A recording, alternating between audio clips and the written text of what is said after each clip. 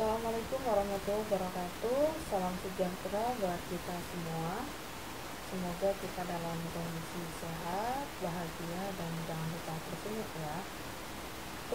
Kembali lagi di Astrindo Belajar, media belajar siswa SMK di mata pelajaran fisika kimia di pokok bahasan sifat dan medan magnet. Tujuan pembelajaran kali ini yang pertama, siswa dapat memahami tentang garis gaya magnet. Yang kedua, siswa dapat memahami sifat magnetik bahan. Yang ketiga, siswa dapat memahami tentang medan magnet dan arus listrik. Yang keempat, siswa dapat memahami tentang rumus filsafat. Dan yang kelima, siswa dapat memahami tentang kuat medan magnet. Yang pertama, garis gaya magnet. Semua magnet mempunyai kutub yang berlainan, yaitu kutub utara dan kutub selatan. Dua kutub yang senama akan tolak-menolak, sedangkan dua kutub yang berbeda akan tarik-menarik. Di sekitar magnet akan terdapat medan magnet yang digambarkan sebagai suatu garis gaya magnet. Semakin jauh, semakin kecil besar medan magnetnya, dan semakin sedikit jumlah garis gaya magnetnya. Arah garis gaya magnet adalah dari kutub utara menuju kutub selatan. Bisa diperhatikan di sini ya, penampang magnet serta arah garis gaya magnet. Jadi di sini dari utara menuju ke selatan. Yang kedua, sifat magnetik bahan. Ada 3 macam bahan magnetik. Yang pertama atau yang A, bahan ferromagnetik adalah bahan yang sangat mudah dipengaruhi oleh medan magnet. Bahan ini dapat dijadikan sebagai magnet permanen. Contoh, besi, baja, nikel, dan kobalt.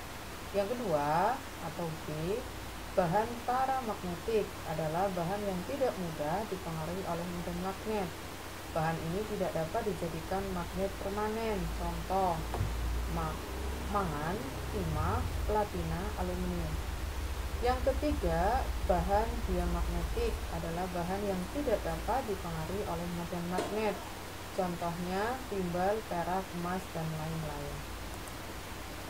Yang ketiga, medan magnet dan arus listrik. Menurut Christian Ørsted tahun 1777 sampai 1851, di sekitar arus listrik terdapat medan magnet. Arah garis gaya yang dihasilkan di sekitar arus listrik tersebut dapat ditentukan dengan menggunakan kaidah tangan kanan. Bisa diperhatikan ya.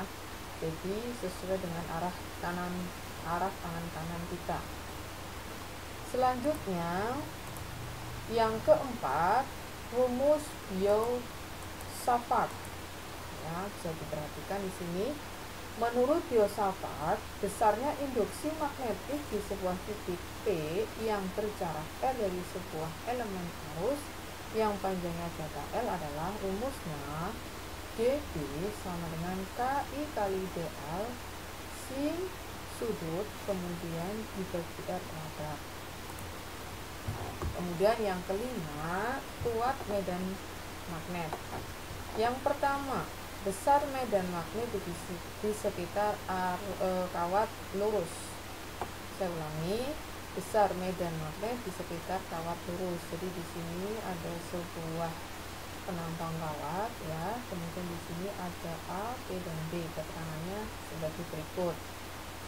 Rumusnya B sama dengan μ0 kali I per 2B kali A, di mana B besarnya medan magnet pada titik P, μ0 permeabilitas ruang hampa, I kuat arus listrik, dan A jarak titik P ke kawat berarus. Yang kedua, di kuat medan listrik, besar medan magnet di sekitar kawat melingkar. Kalau ini berbentuk kawat melingkar. Rumusnya adalah B sama dengan mu 0 kali I kali A sin to atau sin sudut dibagi 2R pangkat 2, dengan A jari-jari lingkar kawat, R jarak titik P ke kawat berarus, sudut to sudut antara titik P ke kawat berarus dengan garis vertikal, ya. Selanjutnya masih di kuat medan magnet, yang ketiga adalah besar medan magnet di sekitar kawat solenoida. Nah, ini bisa dilihat gambarnya. Solenoida adalah suatu lilitan atau kumparan yang rapat. Besarnya medan magnet pada titik di tengah sumber sebagai berikut. Nah, ini rumusnya. B sama dengan mu 0 kali I kali N per L. Selanjutnya, yang terakhir di kuat medan magnet adalah di mana besar medan magnet di sekitar kawat toroida. Toroida adalah solenoida yang dilengkapi dengan melingkar. Besarnya medan magnet pada titik pusat sumbu toroida dirumuskan menjadi, ini bisa dilihat ya tampilannya, B sama dengan mu 0 kali I kali N besar per 2Pi kali R. Keterangannya sama dengan yang tadi, jadi kalian bisa membedakan pada rumus kuat arus listrik di mana besar medan magnet di sekitar kawat lurus, kemudian besar medan magnet di sekitar kawat melingkar, kemudian ada besar medan magnet di sekitar kawat solenoida, dan yang terakhir adalah besar medan magnet di sekitar kawat toroida. Ini itu saja yang perlu saya sampaikan. Cukup padat, semoga bisa bermanfaat. Assalamualaikum warahmatullahi wabarakatuh.